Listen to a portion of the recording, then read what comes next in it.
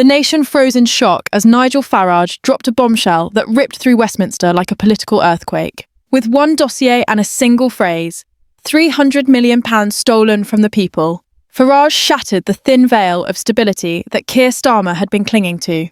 This wasn't just another heated debate or a routine scandal. This was a revelation so powerful it could end the career of the Prime Minister himself. In an instant, what had once seemed like whispers of corruption turned into thunderous proof of betrayal. A betrayal paid for with the hard-earned money of ordinary British citizens. And as Farage's words echoed across the nation, the sense of disbelief quickly gave way to rage. Viewers at home, MPs in Parliament, and even foreign leaders watching from afar were struck by the sheer scale of what had been unveiled. A government already standing on shaky ground had just been hit with a blow it could never have expected. The question was no longer whether Starmer could weather the storm, but whether his entire political life was already finished. Nigel Farage's revelation came like a precision strike at the heart of Labour's leadership. He did not shout, he did not grandstand. Instead, he laid down document after document, his voice cold and sharp, each word carrying the weight of final judgment. 300 million sol, he declared, diverted by Labour councils under the watch of the Prime Minister. The chamber fell into a heavy silence, broken only by the furious scratching of pens from journalists who knew they were witnessing history in the making. This was not rumour. This was not speculation. These were receipts, invoices, and testimonies laid bare for all to see. Farage described projects that never existed, developments that were never built, promises that were never kept. Entire budgets for youth centres, housing estates, and care homes had simply vanished into the void. His language was simple and devastating. Britain has been robbed, and Starmer let it happen. As Farage turned each page of his dossier, the evidence became darker, more damning. Council leaders had signed off on vast sums that ended in private accounts. Taxpayer money earmarked for schools and healthcare was instead used for luxury travel, shadow companies, and failed initiatives deliberately designed to disappear. The betrayal wasn't hidden behind technical jargon, it was plain, brutal, and clear. And as the details landed like hammer blows, the weight of them pressed down on the Labour benches. MPs shifted uncomfortably, avoiding each other's eyes, while whispers swirled among journalists that this scandal could make Watergate look tame by comparison. The Prime Minister sat frozen, his face betraying none of his usual calm calculation. For years, Starmer had crafted an image of steady leadership, a man above the chaos of politics. But now, as evidence of his government's corruption piled higher, that image was crumbling before the eyes of the world. The headlines had already begun writing themselves. 300 million Labour fraud. Starmer's leadership in ruins. Television channels cut their programming to show Farage's fiery address in full, and social media feeds flooded with clips of the speech. Hashtags like "haha Starmer exposed" and #Labour fraud trended within minutes. But the revelation didn't stop with financial mismanagement. Farage's words carried a deeper sting. He alleged that much of this vanished money was funneled into hidden schemes designed to serve political interests rather than the public good. Behind the innocuous titles of community initiatives and urban renewal projects lurked suspicious payouts to obscure organisations with ties to Labour officials. The suggestion was clear. This wasn't just incompetence, it was corruption by design. And with every word, Farage hammered home his point, that the ROT went straight to the top. The shockwaves spread quickly beyond the walls of Westminster. Ordinary Britons, already strained by rising taxes, soaring energy bills, and failing public services, now learned that hundreds of millions had been stolen from under their noses. The anger was instant and explosive. In working-class towns, where Labour once enjoyed unshakable loyalty, the outrage turned to betrayal. In pubs, in cafes, in households across the nation, people asked the same furious question. How could they do this to us? And while Keir Starmer sat silent, Nigel Farage became the voice of that anger. Farage ended his address with words that would haunt Labour for decades. This isn't just surge to their feet. Starmer's downfall was no longer a possibility. It was a certainty, looming larger with every passing second. The chamber dissolved into chaos as voices rose, some calling for immediate answers, others demanding calm. But amid the storm, one thing was undeniable. Britain had entered a moment of reckoning. The Prime Minister's leadership was collapsing before the nation's eyes, and for the first time since taking office, Keir Starmer looked like a man who knew he was finished. The fallout from Farage's revelation spread like wildfire, igniting every corner of the country with fury and disbelief. Within minutes of his speech, news outlets interrupted their broadcasts to carry rolling coverage of the scandal. Headlines screamed of betrayal, fraud, and the imminent collapse of Starmer's authority. Television screens across Britain flashed with images of Farage holding up his dossier. His voice replayed again and again. £300 million stolen under Starmer's watch. The impact was immediate and devastating. Labour's carefully constructed image of stability shattered in real time, replaced by one of rot, deception and decay. For ordinary citizens, already battered by years of economic strain, this revelation was the final insult. Proof that the sacrifices they had made, the higher taxes they had paid, and the services they had lost had been for nothing more than political schemes and corruption. At the heart of Westminster, panic gripped the Labour frontbenches. MPs huddled together in whispered conversations, their faces pale, their eyes darting nervously towards Starmer, who sat rigidly in his seat. For the first time, the mask of calm and control that had defined his leadership seemed to crumble. He looked shaken, caught between denial and desperation, aware that every second of silence made him appear more complicit. Rachel Reeves sat beside him, shifting uncomfortably, while Angela Rayner's usual fiery demeanour had been replaced with a grim stillness. They knew that the cameras were fixed on them, recording every flicker of unease. The silence from Labour's leadership spoke louder than any denial. It was the silence of a government cornered, a party caught red-handed. The press descended into a frenzy. Reporters poured out of Parliament to relay the story, their phones buzzing with leaks and tips from insiders desperate to distance themselves from the sinking ship. Within hours, investigative journalists had uncovered more damning details from the very councils Farage had exposed. Projects that had been trumpeted in Labour's manifestos, youth centres in struggling towns, housing estates promised to desperate families, infrastructure upgrades long overdue, were revealed to be nothing more than smoke and mirrors. Budgets had been approved, funds allocated, yet nothing had materialised.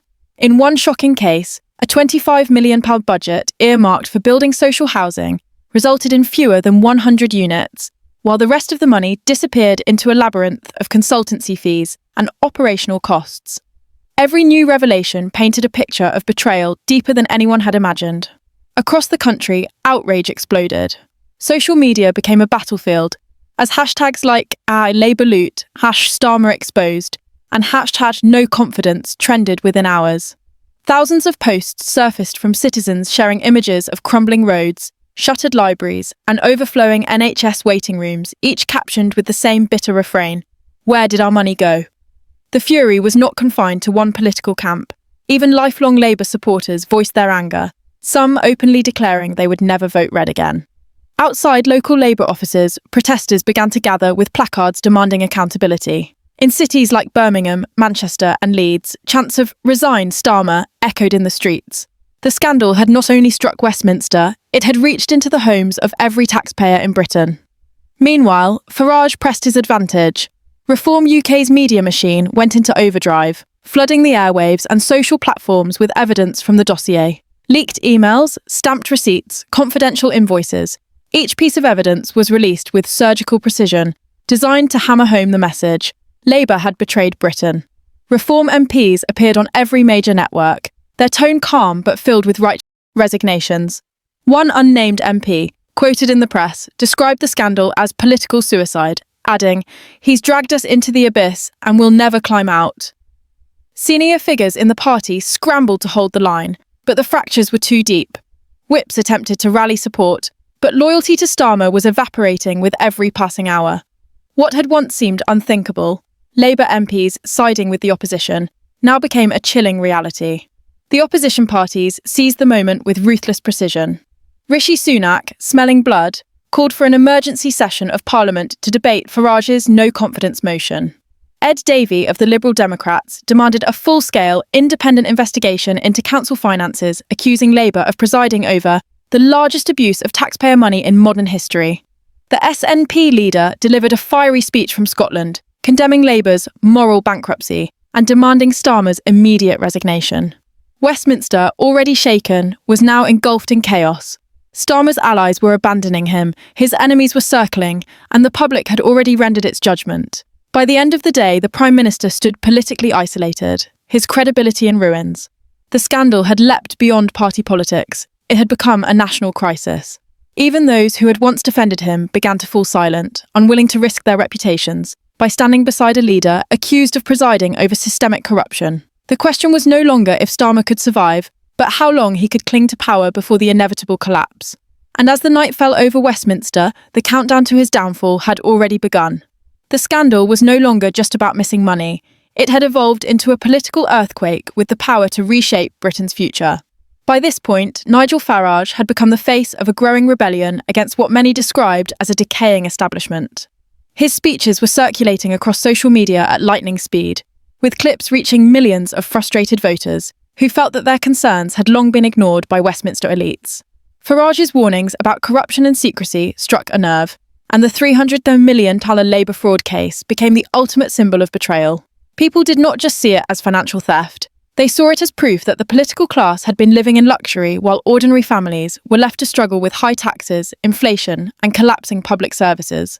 The scandal gave shape to anger that had been boiling under the surface for years, and the more Labour tried to contain it, the more it exploded out of control. Keir Starmer was now seen not as a reformer or a competent leader, but as the man at the centre of Britain's greatest political scandal in decades. Within Labour's inner circle, chaos was reaching new heights. Reports surfaced of emergency meetings stretching into the early hours of the morning, with senior aides openly clashing over how to handle the crisis. Some urged Starmer to step aside temporarily to protect the party, while others demanded that they double down, deny everything, and push back hard against Farage. But every attempt to discredit Farage failed miserably, because each day he came armed with new evidence, new documents, and new testimonies. He was not just making accusations, he was dismantling Labour piece by piece. It felt as though he had a never-ending arsenal of proof, and Labour's counterattacks only made him look stronger. The party's communication strategy turned into a comedy of errors. Every press conference intended to shut down rumours only sparked fresh outrage, as journalists dug deeper and uncovered more damning details. Meanwhile, cracks inside the Labour Party were growing wider. Several MPs, particularly those in marginal constituencies, began openly distancing themselves from Starmer's leadership.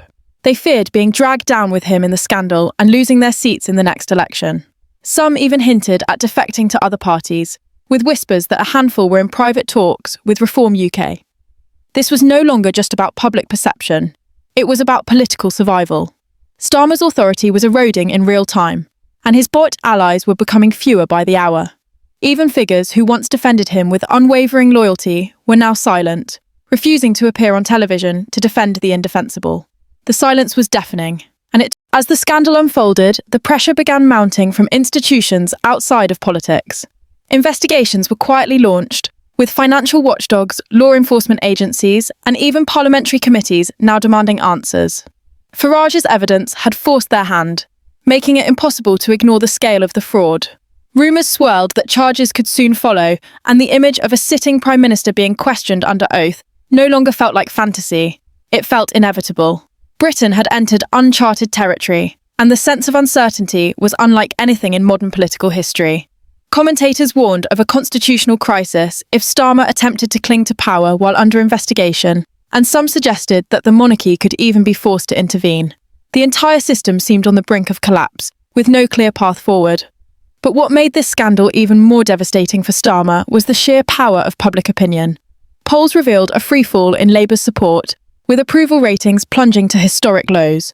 Constituents who once believed in Starmer's promises of honesty and integrity were now turning their backs in disgust. In pubs, town halls, and workplaces across Britain, the conversation was the same. If they can steal £300 million, what else are they hiding? That single question resonated everywhere, shaking the foundations of Labour's credibility. Farage capitalised on this sentiment, painting himself as the voice of the people against a corrupt political machine. His rallies swelled in numbers, his message grew louder, and for the first time in decades, a genuine threat to the two-party system was emerging. What was once dismissed as just another scandal had now become a turning point. Britain was witnessing the unravelling of an entire political order, and Nigel Farage was at the centre of it all, wielding evidence like a weapon and exposing the rot layer by layer. For Starmer, the nightmare had only just begun. The question was no longer whether he could survive politically, but whether he could survive legally. And as the days passed, the walls around him grew tighter. The voices demanding his resignation grew louder, and the sense of impending doom became impossible to ignore. Britain stood on the edge of something historic, and the entire nation was bracing for what would come next.